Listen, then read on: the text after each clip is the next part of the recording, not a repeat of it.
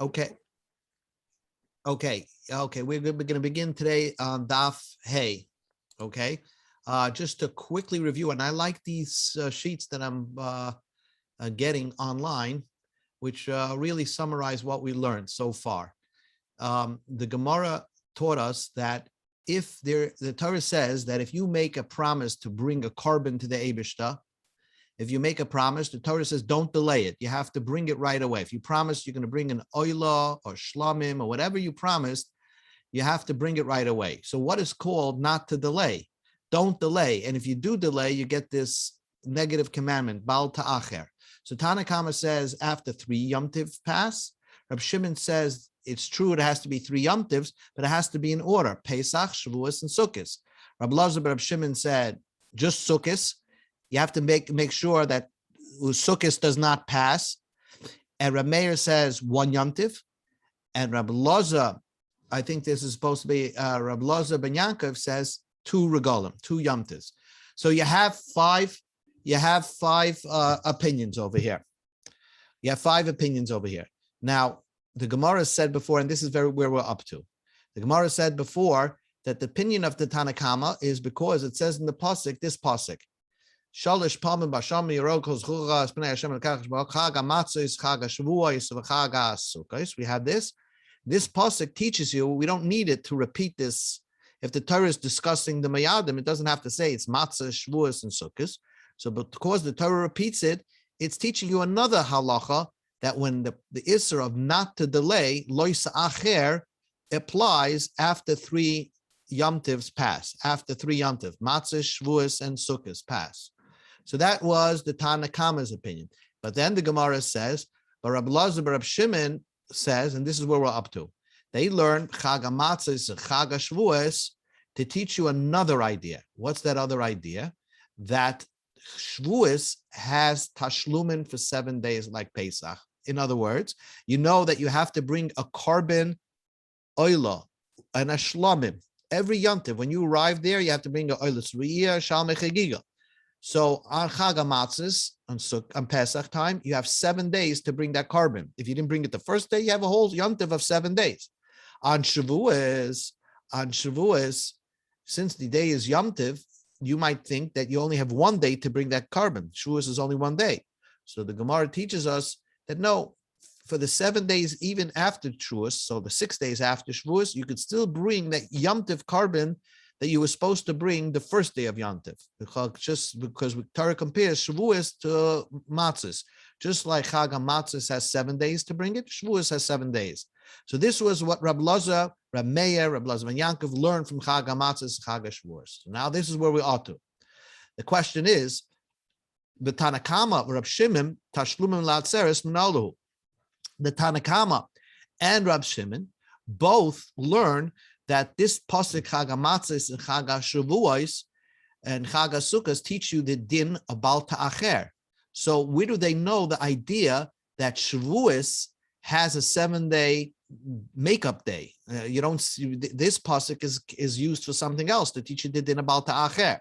Now notice Rab Lazar Rab Shimon, who is one of the opinions over here, I just get you his opinion, is he concerns himself that Sukkos is the main one. Because, so according to Rab Lazar Shimon, you need the word Chag HaSukkos, so he can agree that Chag HaMatzos and Chag HaShavuos are extra, so you can compare Shavuos to Matzos. So the Gemara doesn't ask about Rab Lazar Rab Shimon. The Gemara just asks in the Tanakama, Rab Shimon, what do they do? Where do they know this idea that Tashlumin Latzeres, you have a 7-day makeup day for Shavuos? How do they know that idea? So the Gemara says, Rabba Bar Shmuel. They learn it from Rabba Bar Shmuel a Brisa. The Tana Rabba Bar Shmuel taught, Amra Torah, the Torah tells you, Menei Yamim, count the days of a month, V'kadesh Chodesh, and make one of those days Rosh Chodesh. So you count 29 days, and then you make Rosh Chodesh. Then the Torah says, Menei Yamim, count days, V'kadesh Atzeres, and then make Shavuos. Okay? So we compare. Ma Chodesh, the day, the Rosh Chodesh is L'mniyuv, is according to the units that you count the month. One of those units is Rosh Chodesh. So the units of the units of a month is days. So Rosh Chodesh is 1 day. So Af Atzeres Shavuos Limenuyav. At Shavuos, you count weeks, right? You count 7 weeks until Shavuos time. So one of those weeks is designated as Shavuos for the Yom Tiv, so to speak. Even though the Yom Tiv is 1 day, but the makeup is all part of the Yom Tiv, is a week, is a whole week. And that's how you learn that Shavuos has a makeup of the 6 days even after Shavuos. So the Gemara says, what are you talking about? Shavuos is 1 day. Isn't Shavuos 1 day and not a week? So Amar Rava, and Rava says, no. Ato atzeres yoima maninim shvui loy maninim. Isn't Shavuos something that you count just days and you don't count weeks? Well, Mamar, we learned that when you count Sviras Oima, mitzvah lebimne yoime u'mitzvah lebimne shvui. There's a mitzvah to count days, and there's also a mitzvah to count weeks. It's also called the month of Shavuos, the festival of weeks. So therefore, the Torah tells you to count days, and therefore make one of those days Rosh Chodesh. The Torah is telling you count weeks and make one of those weeks like the makeup date for the carbon oilus re'iyah and shalmei chagiga. But nevertheless, the Yom Tiv is 1 day, because the truth is that the musaf that you brought on Shavuos, the carbon tzibah that was brought on Shavuos, there is no makeup date for that. I mean, that has to be brought on the first day of Shavuos, and that's it. So the Torah tells you days and weeks. So there's some things, halachas, that apply on Shavuos that apply only for the days, and there's some halachas only apply for the week. So that's how they learn that there's a makeup time for Shavuos for 7 days to make up the oilus l'riyah and shalmei chagiga to bring. New Gemara, we're holding Daf Hey Amud Aleph, about 6 lines from the bottom. The Gemara said that one of the things that you're over bal ta'achar, you cannot delay it, is carbon Pesach. So the Gemara asks a question. What do you mean carbon Pesach? Pesach, if you make a promise, I mean, you have an obligation to bring a carbon Pesach, and you have a sheep. You only have one chance to bring that sheep. That's on Erev Pesach, not 3 Yom Tivs.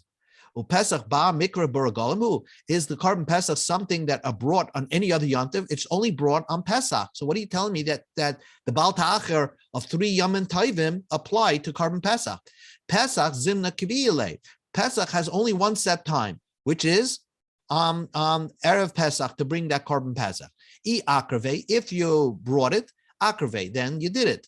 If you didn't do it, you pushed it off, and therefore right away you're over Baal Ta'acher.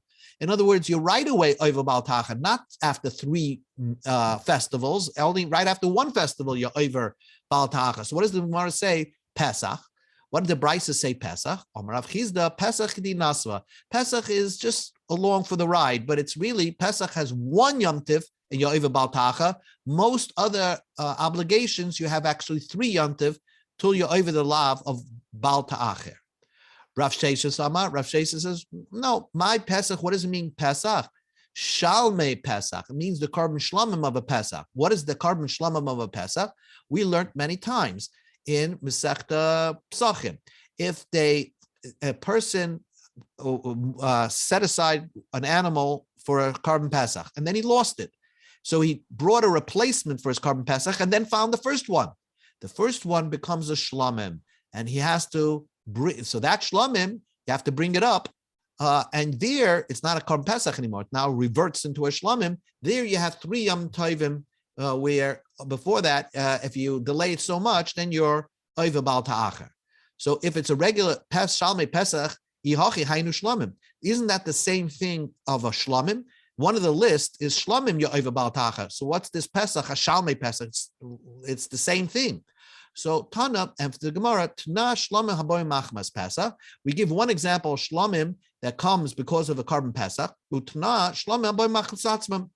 And the Tana lifts also shlamim that comes by itself. A shlamim that comes by itself, you get 3 Yom Tovim for Baal Ta'achar, and the Shlomim also that comes because of a Pesach gets also 3 Yom Tovim for Baal Ta'achar. Because I would think, Salka Daita Chamina, I would have thought, Hoyul Machamas Pesach Ka'asi, since it's coming because of a Karban Pesach, now we turn to Heyom Sheni, Kepesach Dami. I would think that you only get one shot at it. So since this Shlomim originated because you lost your Karban Pesach, so now this Karban Pesach turned into a Shlomim, I would think it would be over Baal Ta'achar after 1 Yom Tiv. Kamash Malan, no, since it's now a Shlomim, it has regular laws of Shlomim, and therefore it gets 3 Yom Tovim. Nu Gemara, Menahani Mili. Okay, let's just see the pasuk that we've discussed before. The pasuk that talks about, we're saying this pasuk so many times. Kisider neder l'Hashem elekecha, when you make a promise to God, that probably means a carbon, right? Lois acher l'shalmei. Don't delay from paying it back. You have to bring up the carbon right away. God is going to request it from you and demand that you bring it because you made a promise. And if you don't do it and you don't bring it in a reasonable amount of time, you will get a sin. So now we darshan every part of this pasuk. Let's see what the Gemara says. The Tanra Abanim, Kisider neder, when you make a promise, Eili ela neder, only if you make a promise. Nedava menayin. Nedava, how do you know? Now the difference between a neder and a nedava is simple. Neder is you say, I promise to bring an animal for a carbon. Nedava means you take one animal and you say, this should be my carbon. So you're designating one animal to be a carbon. So the answer is, how do you know nedava is included in the Isser Baal Ta'achar? It says, our place, it just says the word neder. And another place, it says the word neder together with the word nedava. Ma'alahalim, just like further on, nedava imay means nedava also. Avkan, nedava imay, also over here, it means nedava as well. Okay, so it means both a neder animal and a nedava animal. Lashem elekecha, what do you learn from Lashem elekecha? This part, Kisider neder Lashem elekecha, right? Kisider neder Lashem elekecha. What do you learn from this part? This part teaches nothing to do with animals. If you promise what? If you promise Elu Hadamim, if you promise to bring the value of your life, let's say there used to be a slave market, so you were able to determine the value of a human being. And if you promise to donate your value to the Bedek Habayis, to the Beis Hamikdash for operating expenses, ha'arachan, or you say the value of yourself, which is a person has infinite value, but the Torah says if you say the word erechim, the Torah assigns you a value depending on your age. That's in the end of Parshas B'chukaisa, and it's a whole Masechta mitzvah. Hashem will learn it. V'acharamim, or you designate something and you say this I want to be donated to Bedek Habayis, the hegdashis, or if you make the word hegdish, you make something holy for Bedek Habayis. So Churamin is one language how to make something holy for Bedek Habayis, and hegdashis is another way. That's what you learn from Lashem elekecha. Lo yisa'acha l'shalmoi. What does it mean? Hu v'loi chilufav. Don't delay from paying it back. It, but not its exchange. So we'll leave this aside because the Gemara is going to get back to it. What does this all mean? Ki dorish yidrashenu, Hashem is going to demand you to bring it. What is that referring to? Elu chatois v'ashomis oilus ushlamim. If you're obligated to bring a carbon chatas, if you're obligated to bring a carbon osham, if you're obligated to bring an oila, for example, oilus re'iyah, ushlamim, or shalmei chagiga, these are obligations. Even if you did not set aside the carbon, let's say you did a vera for Michal Shabbos, now you have an obligation to bring a carbon chatas in the Beis Hamikdash, right? So the Torah says that's included, that you have 3 Yom Tovim to a chance to bring that carbon. If you delay it, then you get a lav because you didn't bring your obligation. Your obligated carbon is to the Beis Hamikdash. Hashem elekecha. What do you learn from Hashem elekecha? Elu tzedakos. These are tzedakos. If you promise to give tzedakah, you have 3 Yom Tovim to keep your promise. And this is for tzedakahs for poor people. Umaisris, this refers to Maisa Sheni, Maisa Ani. If you didn't if you mafresh it, in other words, if you didn't separate it, this is an important point. If you didn't separate it, then you have until the 4th year, let's say what's called bi or maseris, which you have time to give it. But if you actually separated the maseris from your fruit and produce, but yet did not give it to the Levi or to the poor person, then you have 3 Yom Tovim to do so. And if you don't, then you get this lav. Ubechar. And a Bechar, let's say a Kohen owns a Bechar, and he has an obligation to bring it as a carbon, right? He has a whole Bechar that was gifted to him by Yisrael. He has 3 Yom Tovim to complete this obligation of bringing it as a carbon. If you have lekat shichapeya, you did not distribute, you have again 3 Yom Tovim. If you delayed it, then you get the avera, but your carbon doesn't get an avera. In other words, that after if you had a carbon chatas and you didn't, or a sheep or a neder or whatever, a carbon, and you delayed from bringing it as a carbon after 3 Yom Tovim, you get an avera, but you can still bring the sheep up to the base of Mikdash. It's not a puzzle of carbon. Amamar, we learned before, who v'loy chilufav. So the Gemara just asks basic question. What does it mean? Who v'loy chilufav? The exchange of the animal is not under the problem, under the lav of Baal Ta'acher. What does it mean? What's the exchange of the animal? Chilufa mai.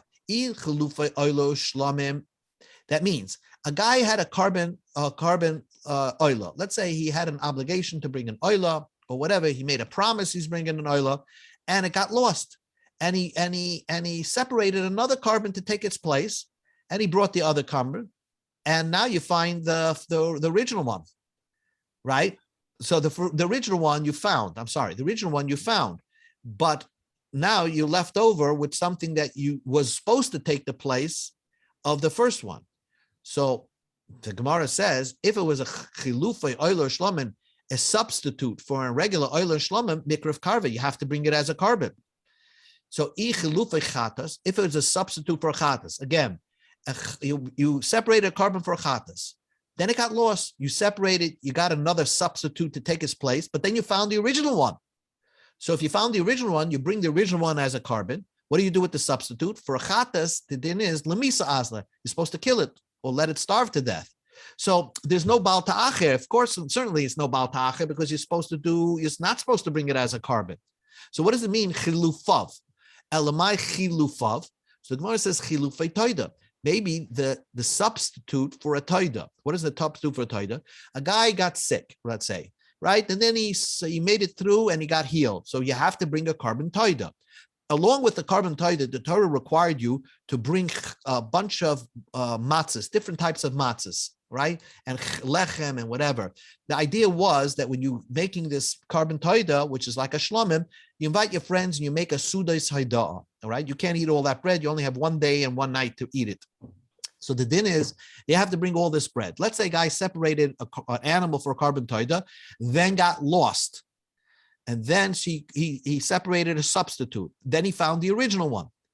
And then one of them died. He doesn't know which was the substitute, which was not the substitute. And then it died, right?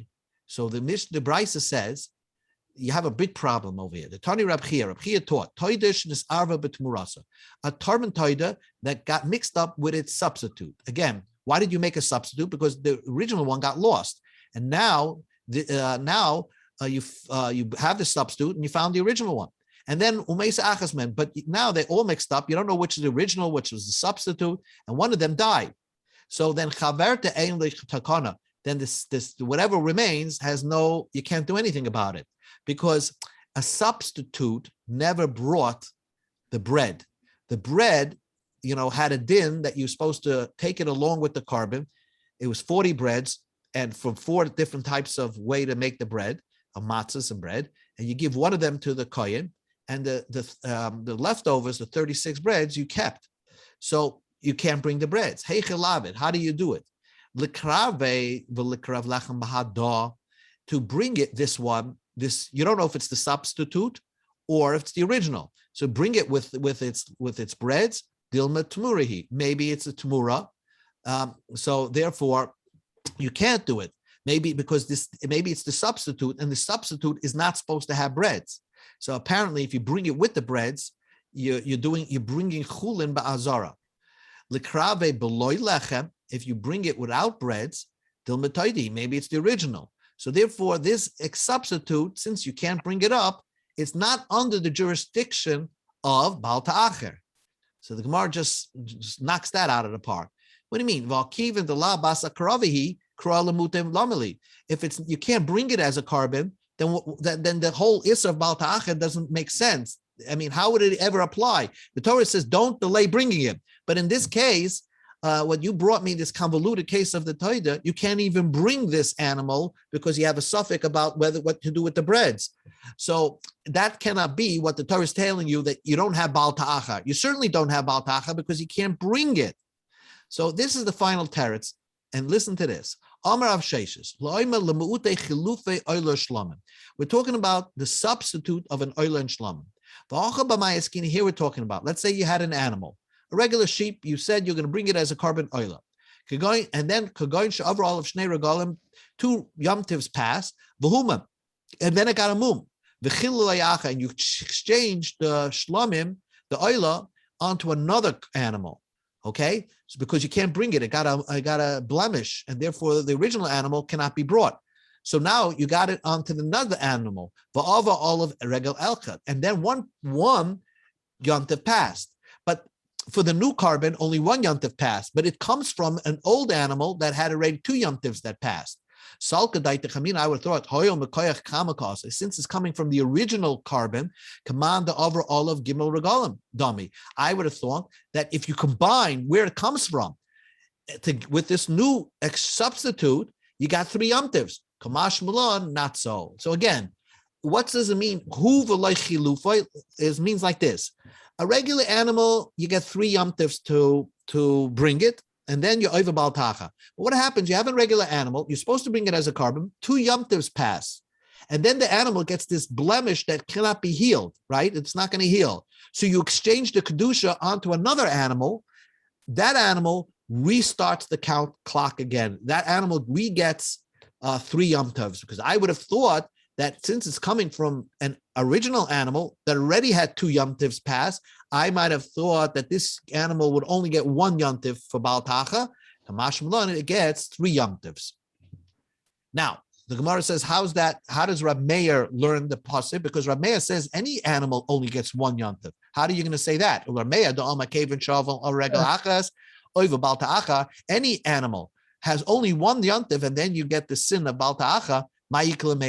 How are you going to learn the pasuk hu v'loy chilufov? What does that tell me? Or how does that mean? Amarava, you have the same idea. You have 1 animal. You have a whole yomtiv to bring that animal. According to Rameya, you only have 1 yomtiv. So let's say I have a sheep that I'm supposed to bring as a carbon oil, and during yomtiv, it got a mum, it got a blemish. Let's say the 3rd day of yomtiv, this animal broke its leg. It's not going to get healed. And I exchange it to something else.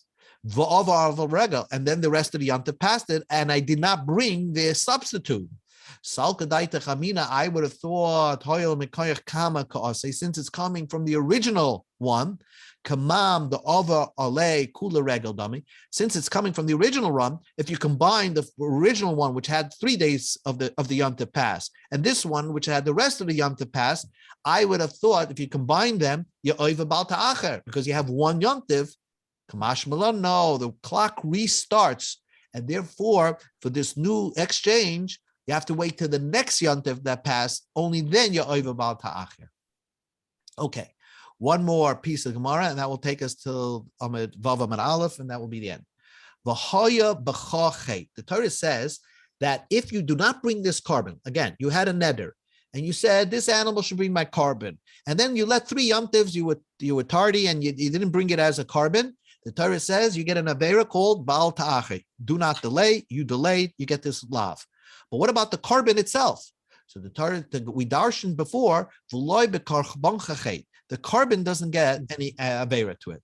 So the Gemara says that idea that you don't passel a carbon because of your avera, you learn it from over here. I learn it from acherim. Acherim has another way to learn that idea. The Tanya we learned in a braysa, acherim say,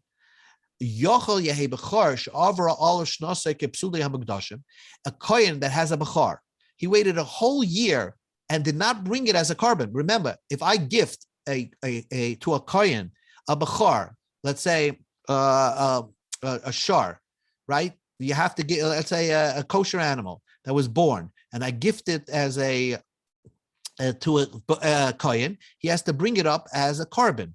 Now, let's say a whole year goes by and the kohen didn't bring it up as a carbon. I might think it's kipsuli hamikdashim, it's puzzle. Via puzzle, you can never bring it as a carbon. Talmud loimer, so it says, There's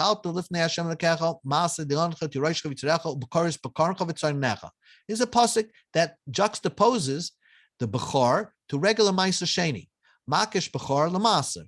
Bechor is like ma'aser sheni. Maser, just like ma'aser sheni, ein nifsal mishana lechavarta.